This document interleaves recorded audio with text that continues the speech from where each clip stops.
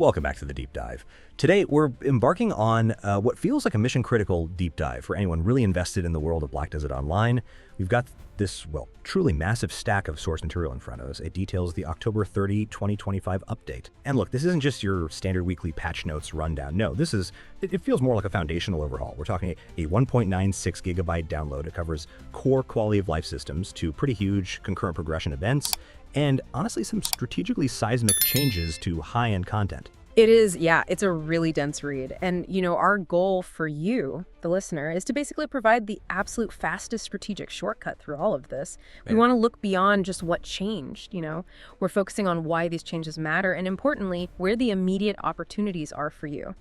This patch feels like an unprecedented balancing act. It's simultaneously boosting progression for, horse trainers and maybe more casual grinders, while at the same time completely resetting the strategic landscape for those big veteran guilds. So we'll break down where you really need to focus your limited time over the next couple of weeks, and also what long-term changes you probably need to adapt to right away. Okay, let's jump right in then with the time-sensitive stuff. Makes sense. These two main events run until November 13th, and the first one seems laser-focused on the life skill of training. We're talking about the Royal Steed Delivery and Double Memory Flowers event. Oh, yeah. I mean, it sounds like the game's practically shouting, "Go level your horses!"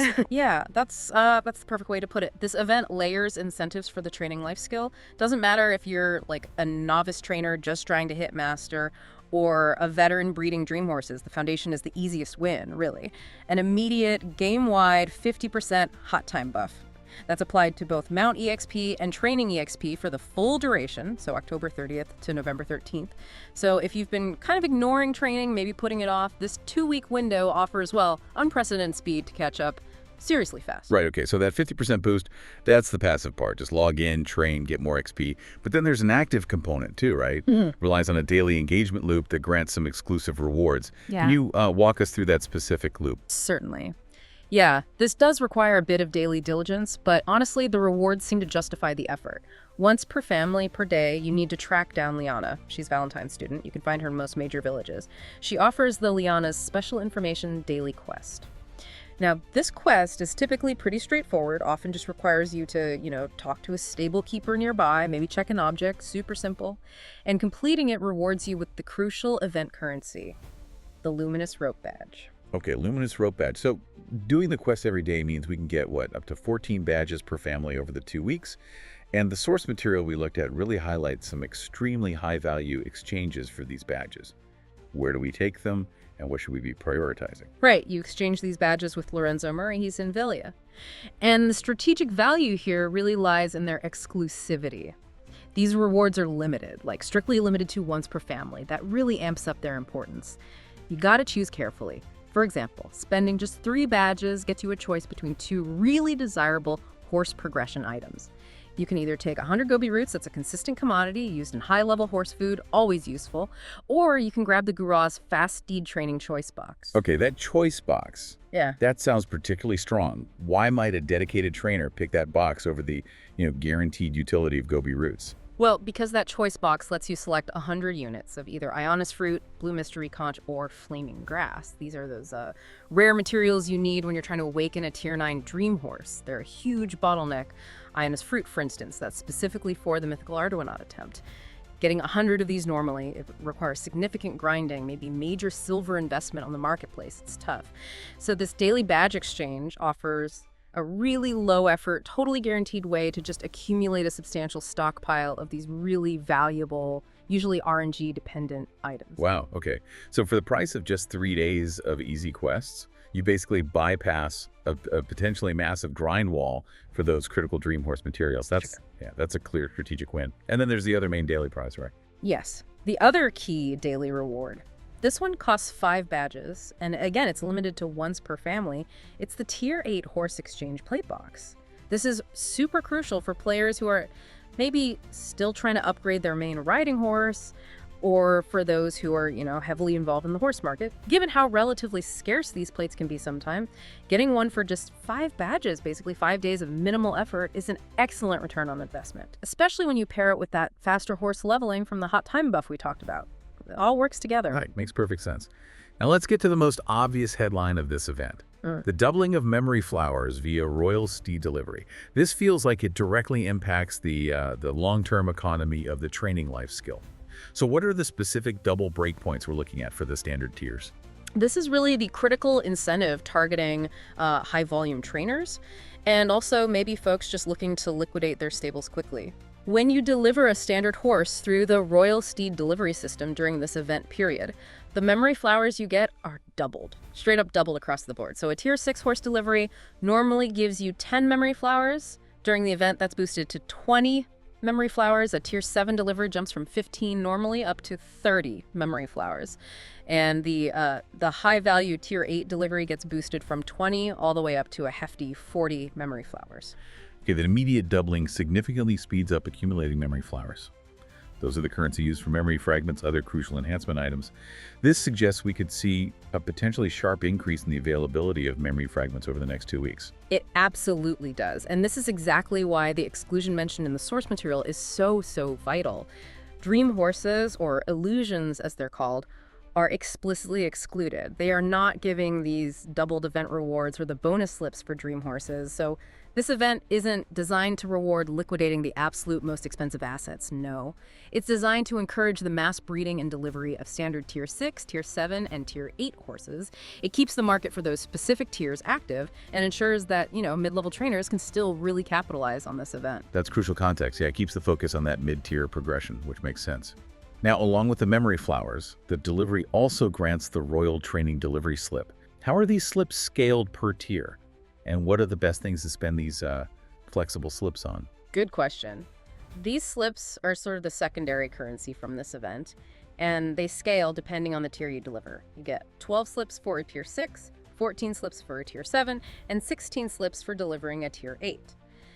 Because the slip rewards are proportional to the horse tier, it does incentivize trainers to, push the horses a bit further, maybe level them higher before delivery to maximize slip gain.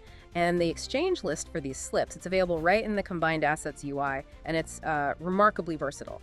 At the low end, for just one slip each, really just one, you can grab rare enhancement materials. The Shard of Swaying Wind or the Shard of Trembling Earth. Wait, just one slip for materials that usually take significant grinding or silver? That seems like an incredible baseline conversion rate, especially if you end up with extra slips. But the list goes much deeper, right? It targets the absolute highest end horse gear, which is, let's be honest, notoriously difficult to craft.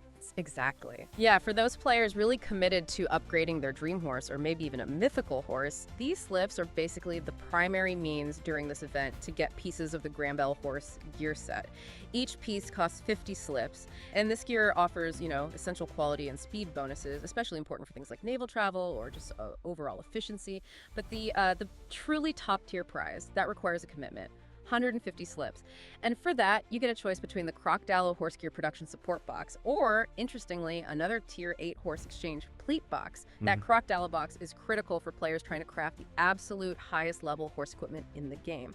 So if you are an active trainer and you're aiming for that endgame horse gear, your strategy for the next 2 weeks should probably be focused entirely on maximizing those T8 deliveries to rack up slips. Okay, that level of detail on the strategic trade-offs, like do I go for enhancement material liquidity or save up for the high-end gear, that's exactly what we aim for in these deep dives. Yeah. It really turns a simple double reward event into, well, a detailed economic plan for players. All right, let's pivot now, sharply. From the quiet life on the farm to the front lines of combat progression, the second major event running concurrently is the Imperfect Power Stone Jewelry Transmutation event. So it seems squarely aimed at making high-level accessory enhancement, let's face it, one of the game's biggest pain points, a bit more reliable and accessible, at least temporarily. Yeah, this event provides a temporary escape route, you could say, from the often brutal RNG of accessory enhancement. The core mechanic is pretty simple. You grind monsters pretty much anywhere across the game world, and you collect the event currency. Imperfect Power Stone Gems, that's the key item you'll be hunting for the next 2 weeks. And what's immediately interesting here, and honestly a great QL feature in itself, is the sheer breadth of hunting grounds listed in the source material where these drop. Like, this isn't locked down to just one high-end sweaty zone. It seems like practically global participation is possible. That's really the brilliance of this event's design, I think. Doesn't matter if you're a relatively new player grinding out Serendia Elvia zones, like Nagas or Fogans for basic income, or if you're a veteran tackling high-end zones like Tinkuta, or even the new Adania Castle areas, Aetherian, Nymphomera, Orbita, Zephyros, and Tenebram, you are actively participating and getting these gems. It really democratizes the acquisition of materials needed for high-end gear progression, at least for these 2 weeks. It ensures that no matter where you are on the gear curve, basically your grinding time is rewarding you toward this specific event goal. For newer players, this is an excellent temporary acceleration. For veterans, it's just a welcomed liquidity boost for those late-game materials. Makes grinding feel a bit better. Okay, right. So let's assume we've been grinding, we've gathered a mountain of these imperfect Power Stone gems. What's the conversion process look like? How does this actually lead us to those coveted transmuted accessories? Okay, so the gems are exchanged directly in the Combine Assets UI. Nice and simple. You've got 2 main paths you can take. The basic path is just trading 1 gem for a single shard of night, to your rage or exhausted. These are essential for enhancing certain armor sets like Fallen God. This is probably a good way to use up like small leftover amounts of gems at the end of the event. The main goal for most people though will be acquiring the goblets. You need 200 imperfect Power Stone gems to get 1 type of goblet. Examples given are the Goblet of Lonely Clouds or the Goblet of Faint Light. These goblets are sort of the initial ingredient you use in the transmutation process for your existing accessories. Okay, and this brings us to the advanced strategy the source material really highlights, the card chart accessories. For anyone out there feeling stuck on that accessory enhancement treadmill, where trying for a PE and accessory can cost literal billions and just poof, result in nothing. This seems like the moment to pay close attention. Why are these Carajard goblets so much better, or at least different? Right. The Carajard accessories represent a guaranteed fixed stat increase. They completely bypass the volatility, the stress, the potential trauma of traditional enhancement. Normally, right, you use black stones, concentrated stones on your accessories, and the risk of the item just being destroyed entirely on failure is, well, it's often too high for many players to stomach, especially on expensive items. The Carajard system doesn't rely on that RNG. It needs a stable foundation, though. By combining 20 purified Dawn Water, that's another material you'll need, with one of the standard goblets you got with your 200 gems, you produce a Carajard accessory goblet. This resulting Carajard goblet is then fused into an existing accessory, like a necklace or a ring, and it grants a powerful, fixed, guaranteed bonus. No RNG involved in the final step. Let's focus on those specific fixed stats, because that really is the why for high-end players, isn't it? Which bonuses are actually available and what kind of gap do they fill in a typical endgame build? Okay, yeah. We have 4 key options provided in the sources we reviewed. Each one addresses a pretty critical need for either endgame PvE or PvP. First, the Quiet Dawn Goblet. Grants a fixed max HP plus 300 bonus. I mean, that's immediately beneficial for survival, right? High-end grind zones, PvP matchups where every bit of HP counts. Straightforward value. Second, the Lonely Dusk Goblet. This one provides all AP plus 3 and all damage reduction plus 6. A balanced hybrid choice. 6 DR is actually pretty substantial, and plus 3 AP is a reliable boost without any risk of failure. Nice all-rounder. Third, the Heartless Sun Goblet offers max HP plus 125, but also adds a powerful critical damage plus 3% boost. Now, for classes that really rely heavily on critical hits, that 3% boost provides a massive, reliable damage multiplier that's otherwise quite difficult to stack. Very strong for certain builds. And fourth, the Lonely Nightlight Goblet. Gives all AP plus 3 again, but this time paired with max stamina plus 100. Stamina is often overlooked, maybe, but for highly mobile classes, or classes needing to maintain sprint in TvP, that extra 100 stamina provides really essential utility. Can make a big difference. So the big takeaway here is that instead of, gambling potentially billions of silver and maybe months of work on a tiny 5% enhancement chance, you are guaranteed a significant tangible improvement to a core stat for basically 2 weeks of active grinding during this event. This really makes the Imperfect Power Stone Gem event an indispensable opportunity for safe, reliable power scaling. Less heartbreak, more progress. That really does feel like a profound strategic shift. For those mid-level players, it gives them an attainable path to stats that feel more competitive. And for veterans, it offers optimization without the massive headache and risk of traditional enhancement. Yeah, smart move. Okay, let's transition now from those time-limited events to the permanent structural updates. This 1.96 Jibooby patch isn't just about events. It introduces some quality-of-life QOL features that will probably fundamentally alter daily life in Black Desert. We absolutely have to start with the long-requested personal assistant or companion system. Yes, this is a massive feature. It basically moves your maids and butlers from being just static utility icons you click on into genuine, visually engaging companions that follow you around. To even access the system, first things first, you must own at least one maid or butler. That's the prerequisite. Once you've registered them into the system, kind of activated it, all your maids and butlers will then adopt the appearance of the main personal assistant you select. Ah, okay, so that unifies the aesthetic. It's nice, actually. Cleaner look. Yeah. But what are the key convenience and customization features they actually have now? Well, on the convenience side, they physically follow your character, but only within designated villages and major cities. This immediately makes those zones feel less static, more alive. The customization is pretty deep too. You can change their appearance using a specific scroll effect, kind of like a skin, and you can dye their outfits using Merv's palette, just like your own gear. They also come equipped with shared and individual emotes, adding this, fun, interactive layer to just hanging out in the city. Okay, it sounds like they're really meant to be city companions then, which probably explains the travel limits you mentioned.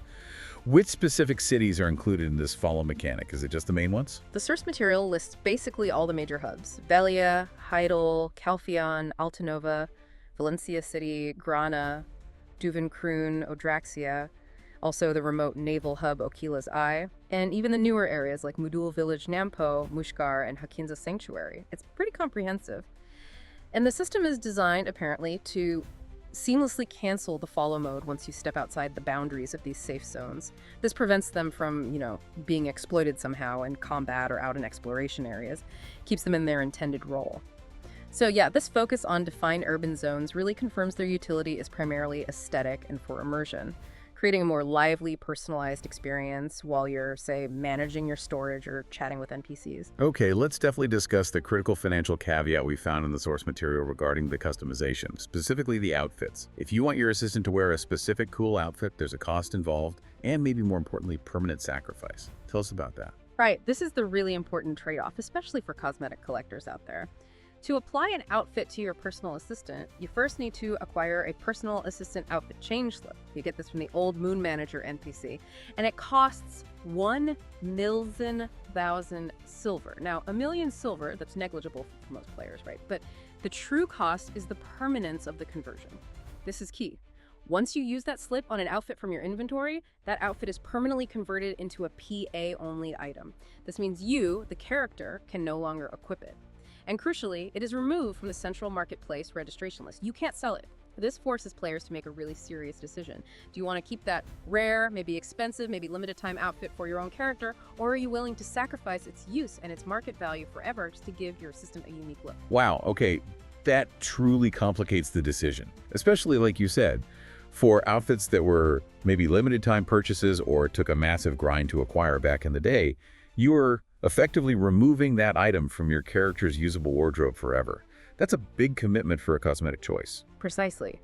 Yeah, the only exception noted in the sources is for outfits that can be converted back into an outfit box. Think like the Nuvericant or La Ogren sets, those boss armors. Yeah. If you use a slip on one of those, apparently you can still revert it back to the character version by reboxing it and opening it again. But for standard cosmetic outfits from the Pearl Shop or events, the choice is permanent.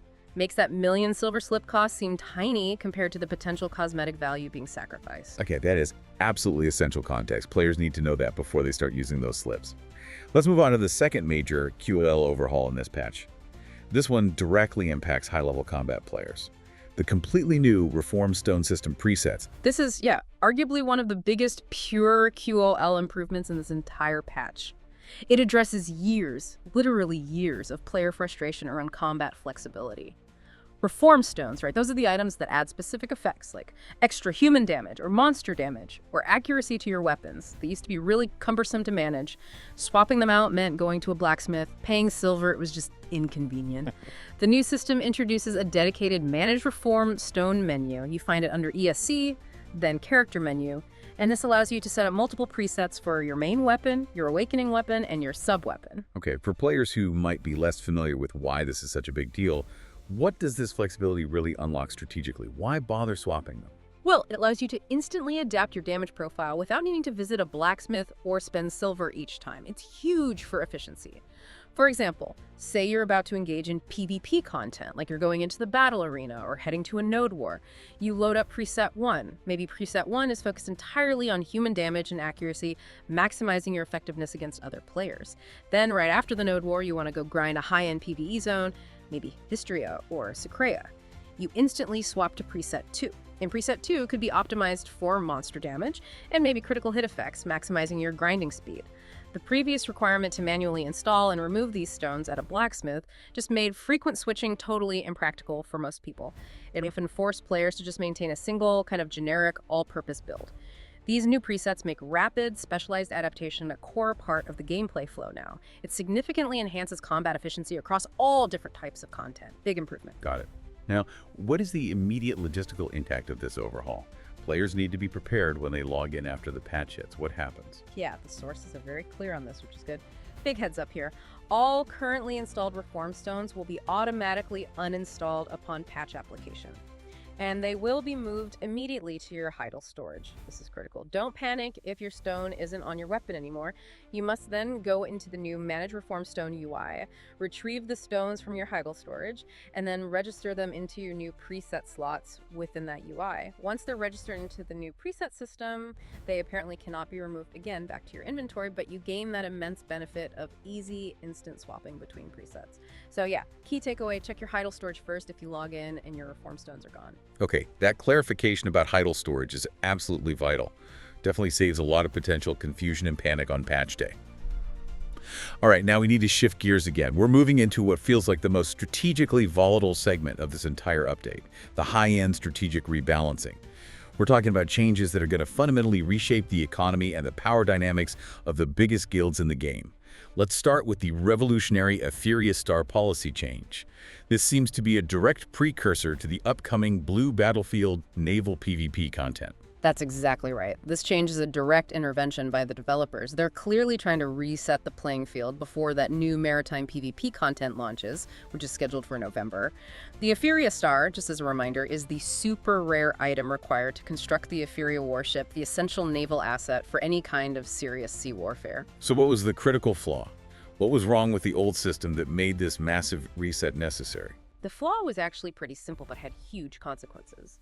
The Guild Aetherius Star, the one guilds could earn, was a permanent, non-expiring item. It often came from Node War rewards.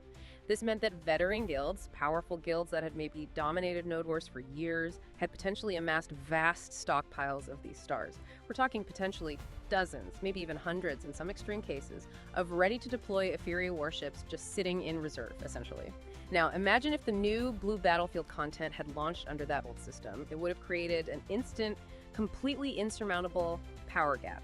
Newer guilds, or even just less historically dominant guilds, would have had absolutely zero chance against an enemy that could potentially field 10 times the number of ships, purely because of assets they accumulated years ago. That ability to stockpile permanently just completely stifled any potential for competitive viability in this new naval environment before it even began. Okay, so the goal is clear. Shift the meta away from just hoarding old wealth towards active sustained logistics and current resource generation. Makes sense for competitive mode. What is the precise fix then? And crucially, when does this take effect? The fix is simple, but yeah, pretty brutal for those stockpilers. Effective November 13th, 2025, the Aetherius Star will now become a 7-day timed item upon acquisition. So you get a star, you have 7 days to use it to start building a warship. Once you use it to construct a warship, that ship itself also remains active for only 7 days. This forces guilds into continuous re-earning and active management of their naval fleet. No more resting on laurels. Wow, okay. That forces a complete change in strategy, doesn't it? Guilds can no longer rely on assets they earned 3 years ago. They absolutely must compete week after week just to maintain their fleet size. But the most shocking element, maybe, of this entire patch is the compensation for those existing permanent guild stars. This is where that massive liquidity injection comes in, right? Yeah. This is arguably the financial event of the year in Black Desert. It's huge. All existing Guild Aetherius stars, specifically those earned as Node War rewards by guilds, will be completely deleted from build storages on November 13th. Gone. The compensation, though, is staggering. The guild will be awarded 10 billion guild funds per star that they held historically. Just to put that 10 billion silver figure into perspective for you, the listener, that amount is often the equivalent of several months of active Node War tax income for even a mid to high tier guild. So for the most dominant veteran guilds out there, the ones who might have stockpiled dozens of these stars over the years, we are potentially talking about hundreds of billions of silver suddenly being injected directly into their guild funds in a single day. Hundreds of billions of Yeah. silver. Okay, that is just a massive, almost unprecedented injection of pure liquidity into the top end of the guild economy. So while this resets the actual naval asset playing field, it simultaneously creates this enormous financial cushion for those established groups.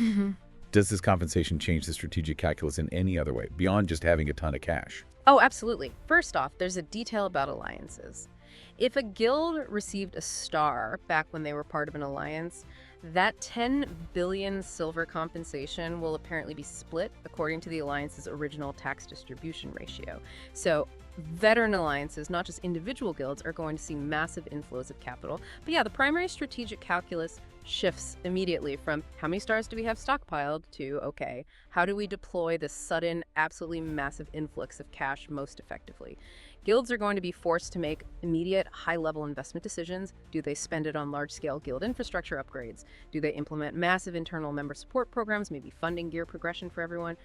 Or do they immediately use it to try and purchase and enhance other assets that might be critical for the new blue battlefield, things maybe unrelated to the ships themselves? It really is a clean slate for naval power in terms of ships, but it hands a potentially enormous financial advantage to those guilds who dominated the land wars previously. Interesting dynamic. And just to clarify quickly, what about individual players? Someone might have earned a star through a personal exchange system, not as a guild reward. What happens to those? Good point. The sources confirm that personal Euphoria stars, so those obtained through individual exchange systems like bartering or specific quests, they will remain permanent if they are currently held by a player. Existing ones are safe. However, any future acquisition of personal stars, even by individuals, after November 13th will also be subject to the new 7-day timer. So this maintains the value of existing personal assets people worked for while still ensuring the overall naval asset supply is regulated going forward under the new timed system. Okay, that is truly a tectonic shift in the high-end strategic landscape. Yeah. Huge implications there. Let's switch focus now from the open seas and guild politics to high-end cooperative PvE content. The specific reworks applied to the Eternal Winter Abyssal bosses. Reading through these, they sound like they're really aimed at reducing player exhaustion and maybe some of that notorious one-shot frustration often tied to RNG mechanics. That's precisely the intent, it seems. The developers clearly recognized, based on these changes, that the current state of some of these high-level bosses was leading to player burnout, mainly due to unnecessarily frustrating or overly random mechanics that felt unfair. So these reworks focus heavily on predictability and forgiveness. Let's start with the Shadow Immortal Shahazar. The old problem there was that his powerful enhancement buffs could feel kind of arbitrary, like when they triggered wasn't always clear. And they could sustain throughout the entire fight, leading to these really prolonged, high-pressure engagements that just wore people down. The fix is twofold. First, his buffs are now tied to a lower stamina threshold, which should make them trigger more predictably based on player actions. And second, critically, he stops using these enhancement buffs entirely after players successfully complete his main gimmick break twice. This should dramatically simplify and accelerate the late stages of the fight, reducing that overall fatigue factor significantly. Okay, so the fight becomes more about executing the core mechanics cleanly early on, rather than just surviving an endless war of attrition against buffed-up phases. Makes sense. What about the notoriously random, forgotten result, Ascendar? That one caused a lot of headaches. Ah, Ascendar. Yeah, infamous for gimmicks that felt completely randomly timed, often led to immediate party wipes if synchronization wasn't absolutely perfect down to the split second. Very punishing. The source materials state that this randomness has been effectively eliminated. The timing for the Kun rolling phase and the exact moment Ascendar enters his vulnerable, abnormal state are now perfectly synchronized and predictable. You'll know when it's coming. Furthermore, they also increase the stun time after a successful gimmick break by a full 50%. That's huge. This provides a significantly wider window for players to execute their high damage bursts, or reposition safely, or apply necessary defensive buffs before the next phase. It's a massive reduction in the penalty for slight errors in timing, making the whole encounter much more forgiving and accessible, especially for organized groups learning the fight. That predictability is just vital for challenging high-level content. It makes learning possible instead of just frustrating. I also see a major change listed for the Iron Victory Diarand fight that addresses a massive issue for certain classes, the very rigid crowd control CC requirement. Yes. This is perhaps the most class-friendly change in this entire section of the patch notes. It's really good. Previously, Diarand often required a very specific type of CC, let's say. Only a knockback would work to successfully execute the gimmick break mechanic. If your party happened to lack a class capable of reliably landing that one specific CC type when needed, you were either severely disadvantaged or, in some cases, essentially locked out from breaking the mechanic efficiently. Very restrictive. The new system groups status effects together, making the requirements much, much broader. They've defined 3 groups: Group A, which includes stun and shock, Group B, knockdown and bound, and Group C, knockback and float. The crucial improvement is this. If the gimmick requires, say, a knockback, which is in Group C, successfully landing any effect within Group C, meaning either a knockback or a float, will now successfully break the gimmick. Whoa, okay. So that means party composition is no longer constrained by those narrow, specific CC definitions. If your party member can float, they can contribute just as effectively to a knockback gimmick check. Yeah. That significantly opens up class diversity for tackling this content, doesn't it? Less meta chasing for specific CC bots. Exactly. It totally shifts the focus away from, do we have the absolute perfect class comp, towards, can our team coordinate effectively and apply a valid CC from the required group when the time comes? Yeah. It's a much healthier foundation for high-end cooperative play, promotes bringing the player, not just the class. Definitely. Are there any final specific adjustments mentioned for the concluding bosses of the Abyssal Dungeon series? Yes, just 2 rapid adjustments. Seems like they're aimed at overall difficulty tuning and just making things feel smoother. For the Shadow Immortal Caruxia, that notorious shield rotation mechanic, the speed of that rotation has been slowed down by an astounding 200%. That's a massive difference. It gives players far, far more time to react, reposition, and generally handle that phase without feeling quite so frantic. And then for the final hurdle, Shadow Immortal Tyrell, the frequency of his instantaneous movement, those sudden, hard-to-predict strikes that could just delete someone, that frequency has been greatly reduced. They also completely removed one specific front guard penetrating attack he used to do.